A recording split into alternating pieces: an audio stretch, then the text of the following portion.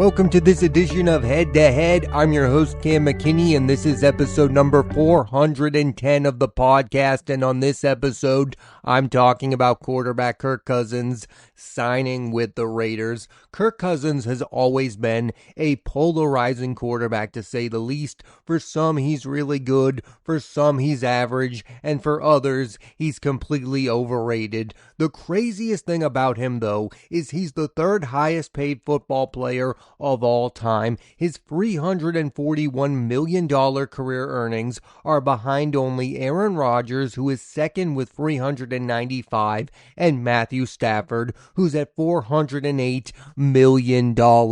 And after things didn't work out in Atlanta at all, one might imagine the days of Kirk Cousins getting paid were completely over. But here we are. The Raiders are giving him $20 million guaranteed next season, presumably to be a bridge quarterback to whomever they draft with the number 1 overall pick. And there's a couple of ways to look at this through the lens of Cousins. Has he had the best career management of any player ever? $339 million in his career have been completely, fully guaranteed. Or is it that it's completely insane that a team has to pay this kind of money just for a season of him being a bridge quarterback? When you look at the story of Kirk Cousins getting paid, it has less to do about him as a player. He's not an all-time great quarterback. Not even his biggest fan and supporter would say he's a Hall of Fame player. You're talking about the era of which he played in.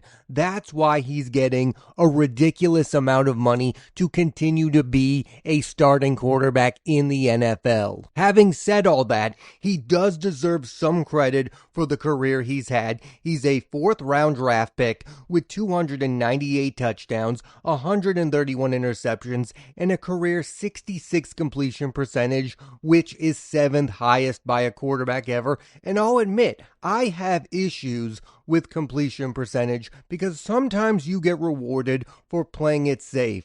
I like quarterbacks who throw the deep ball and make big, exciting plays, and that has not always been Kirk Cousins. Right now, it's still odd to talk about the kind of money this guy has made throughout his NFL career, but I'm telling you guys, this is going to be the new norm. Every single quarterback that you think is average is going to be making a boatload of money. That's why the Seahawks paid Sam Darnold 3 years and $100 million.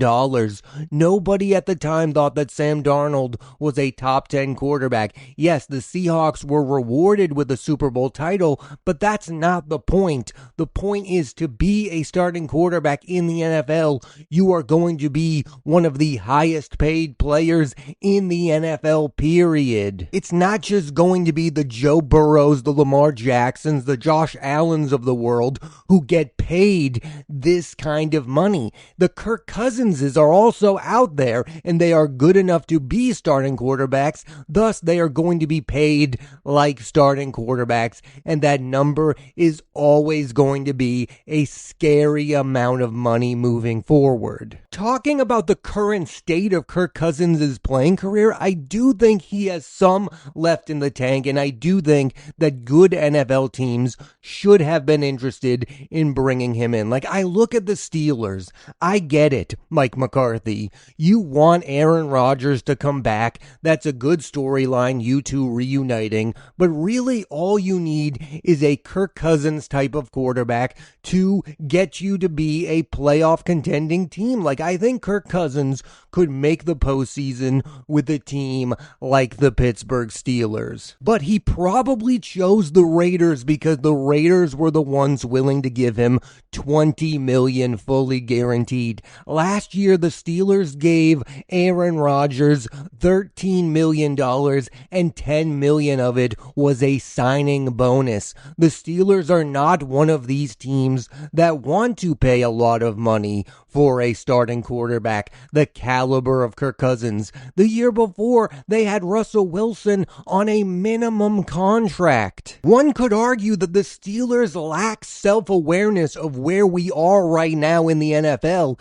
that you're going through the quarterback carousel and you're not getting the best of the best because you're not willing to pay the price to get a guy like Kirk Cousins. No, you're not going to win the Super Bowl with Kirk Cousins, but I think he's still good enough to get a team like the Steelers to the playoffs. The huge knock against Kirk Cousins, of course, has always been the lack of winning. I know people like to bring up his 6-10 record on Monday Night Football. The real issue is his 1-4 record during the postseason. He's never been to an AFC or NFC title game or a Super Bowl, and he was brought to Minnesota to win it all. When expectations were high, Cousins did not meet them. That's one of the reasons I'm okay with him joining the Raiders. No one thinks we are talking about a playoff team. He's got a rookie head coach in Clint Kubiak. There is literally no expectations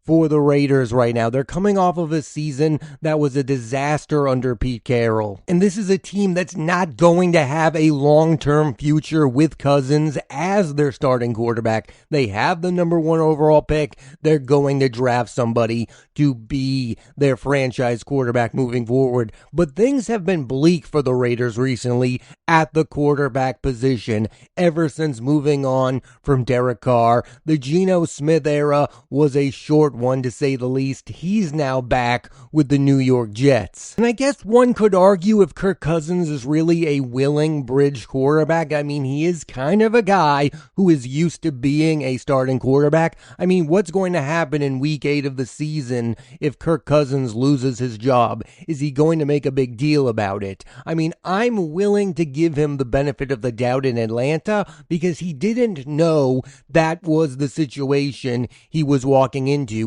He believed that the Falcons wanted to win football games with him, and then they immediately drafted his successor. It's weird to think about what happened to him in Atlanta, and also think about how once upon a time Washington drafted him and Robert Griffin III in the same draft. I mean, the quarterback position is like any other in sports and in the NFL, where it matters who the backup quarterback is, because you don't want that guy to be viewed as a looming threat to whoever is the starting quarterback. I mean, historically, having 2 young guys being your quarterbacks is not a good idea. There was the Tim Tebow and Mark Sanchez debacle. I don't think Kirk Cousins being there helped Robert Griffin III at all. Mac Jones had Bailey Zappi. I mean, Kirk Cousins is being brought in because he doesn't have a super long-term future in the NFL, and the team is going to draft a quarterback with the number 1 overall pick,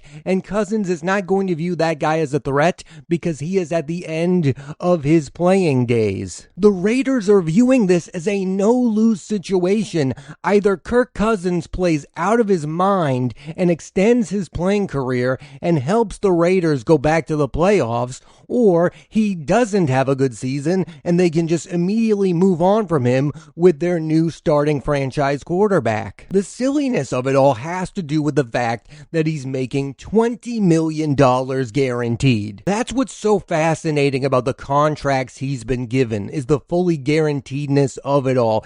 Is the quarterback position at any point going to become, no matter what contract you get, all of the money is going to be fully guaranteed? I mean, are we headed towards that? Or did Kirk Cousins just play the game right by letting Washington franchise him year in and year out, and then signing shorter term deals with Minnesota, but getting fully guaranteed contracts out of it? The NFL continues to treat quarterbacks unlike any other position, even the guys who they don't consider great. I mean, Kirk Cousins is not a top 50 quarterback quarterback of all time. Kirk Cousins is not even a top 100 quarterback of all time. And in some people's mind, he's not even a top 200 quarterback of all time. Yet, he's the third highest paid player in the history of the NFL. Is this just he was at the right spot in the right time? Like, I don't know how to view the career earnings of one Kirk Cousins.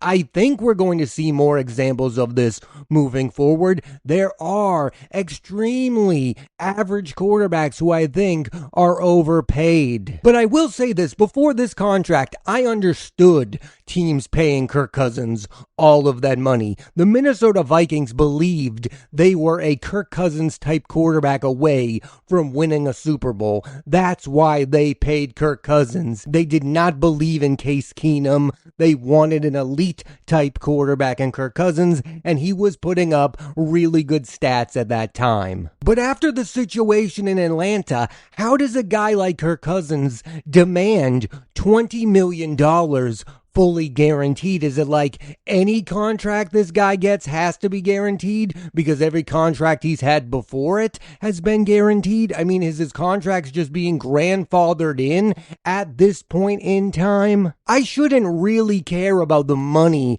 that the Raiders are spending on any one particular player because it means absolutely nothing to me, but I would like this deal far more for the Raiders if this was a 1-year, $8 million contract, because then it would be meaningless. But when you start paying a guy $20 million, you're expecting him to be a really good NFL player, and I just don't know what Kirk Cousins really has left. I mean, he wasn't good in Atlanta in the time he was playing there. I mean, I kind of view where we're at with Kirk Cousins as kind of sad in that I'm really not that interested in his playing career moving forward. I don't think he could do anything that's going to surprise me. I mean, he could put up decent stats with the Raiders and prolong his career as a starting quarterback, but then again, I wouldn't be that surprised. The only thing this guy could do that would surprise me is win big playoff games. That is the only thing he could do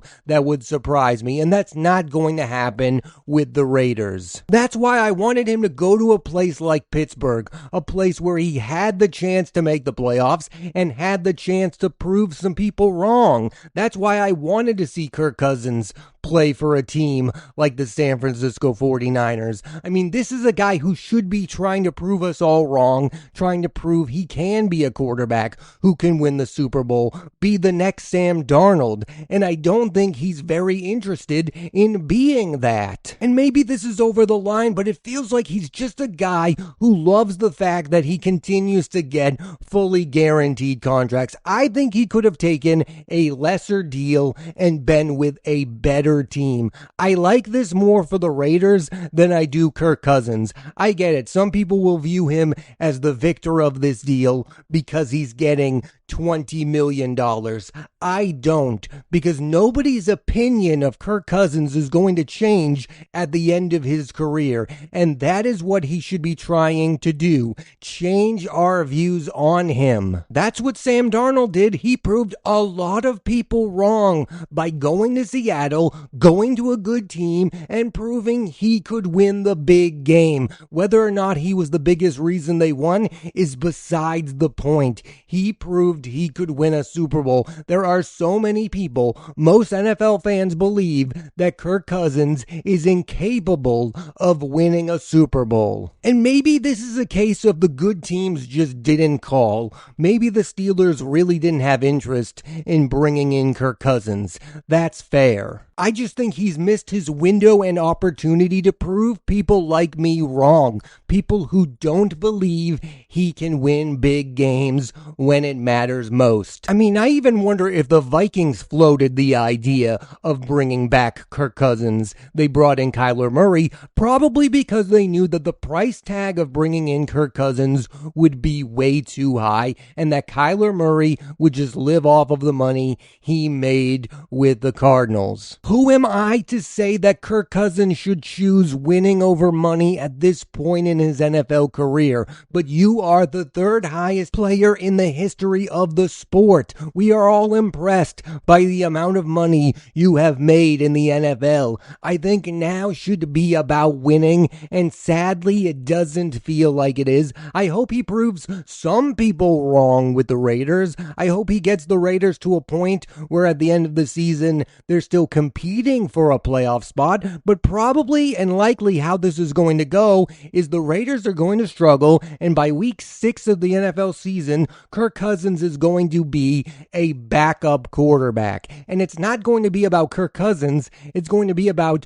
the Raiders being a bad football team that have a franchise quarterback sitting behind him. Cousins has not exactly put himself in a great space for success next season. I still think the thing that doesn't get talked about enough when it comes to Kirk Cousins is that he was a 4th round draft pick. So in that sense, he has exceeded so many people's expectations of him as a player. He's had a far better career than the guy he was drafted behind, Robert Griffin III. He's had a better career than a lot of really good quarterbacks in the NFL. I'm here to say it. I think Kirk Cousins is a really good quarterback. He's had a really good career, but he's not a great. He's not going to go down as one of the greats, and that could have been different if things had gone differently for him. Like if things worked out in Minnesota, we would be talking about him in a completely different light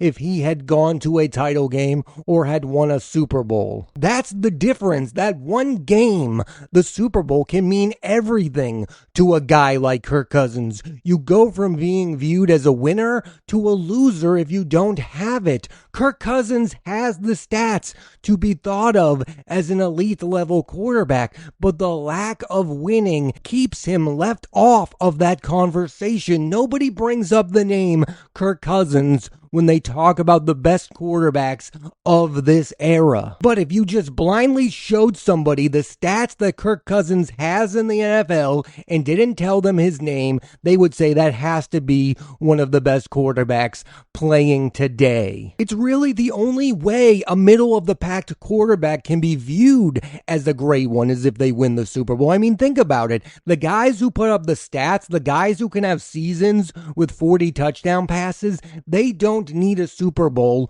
before you view them as elite. Justin Herbert doesn't need to win. There are people out there who believe in him because he has the talent and he's amassed the stats, and you can just look at him and on paper go, he's a franchise level quarterback. Kirk Cousins did not have that, but at some point he played ahead of expectations, got a starting job, and has kept one, and has become the 3rd highest paid player in the history of the NFL. I cannot repeat that enough. My point is, there are not that many NFL careers as interesting as Kirk Cousins. I mean, you can't call him a bust because nobody had these kinds of expectations for him when he entered the NFL, but you also can't call him one of the greats because he hasn't won the big one. I mean, to put it bluntly, he has more in common with the Jay Cutlers of the world than the Tom Bradys. He's put up stats, he's a good enough quarterback, but he's not going to be remembered outside of the fact that he's made a lot of money playing football. At the end of the day, towards the end of his career, after he left Minnesota, I think winning should have been a bigger priority. Him joining Atlanta didn't make sense. Him joining the Raiders doesn't make sense if it's all about winning. And I think for Kirk Cousins, it should have been all about winning. Like, go to a team that's stacked, that's in need of a quarterback, play some good football, and try to win a Super Bowl, and try to change everyone's minds. Because as it is right now, the way you feel about Kirk Cousins is going to be the way you feel about him at the end of his career. He's not going to change absolutely anyone's mind playing for the Raiders because they're not going to be a good football team. They're not going to be playing big games. No offense to Aaron Rodgers, Kirk Cousins should have been going to Pittsburgh. I think that was the move that made the most sense. That is a team that has talent to make the playoffs. I'm not saying the Steelers would become a Super Bowl contending team with Kirk Cousins on it, but they would become a far better team with Kirk Cousins being their starting quarterback, at least for one season. Instead, Kirk Cousins has put himself in the Kurt Warner situation when Kurt Warner was with the Giants and then was benched because, they drafted Eli Manning. This does not make sense for Kirk Cousins trying to win football games. It does make sense because he got $20 million guaranteed to do it. I guess what I wanted Kirk Cousins to do was to surprise me by the choice of teams he decided to play for, and choosing the Raiders just does not surprise me. I would like to predict this is going to be the last big payday that Kirk Cousins get, but I should never count him out. I mean, he could put up stats and then get benched by the Raiders and then go to another team and get another fully guaranteed contract. I mean, you can never count out Kirk Cousins getting his money. Thanks for listening to this edition of Head to Head. I'm Cam McKinney, and there'll be a new episode of the podcast every week on Apple Podcast and Spotify, so please rate, review, and subscribe.